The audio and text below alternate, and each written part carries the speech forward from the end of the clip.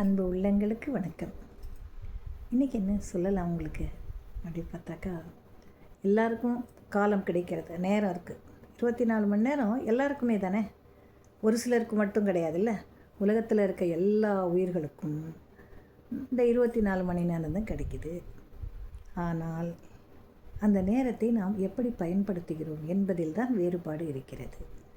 சில பேர் தூங்கியே பொழுதை கழிப்பார்கள், சில பேர் பேசியே கழிப்பார்கள், சில பேர் வேலை செஞ்சுக்கிட்டே இருப்பாங்க, சில பேர் எதையும் கண்டுக்காமல் போய்கிட்டே இருப்பாங்க இல்லையா? ஆனால் கிடைக்கக்கூடிய நேரத்தை புத்திசாலித்தனமாக எவன் ஒருவன் பயன்படுத்துகிறானோ அவன் வாழ்வில் முன்னேறுவான். We have to utilize that time wisely.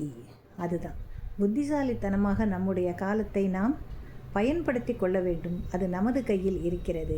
ஏனென்றால் நேரம், காலம் இது எல்லாமே எல்லோருக்கும் எப்பொழுதும் ஒரே மாதிரியாகத்தான் கிடைத்து கொண்டு இருக்கிறது என்பதை நினைவில் கொண்டு நாம் அதனை நல்ல முறையில் பயன்படுத்த வேண்டும். நன்றி. நாளை அடுத்த பதிவில் நாம் சந்திக்கலாம்.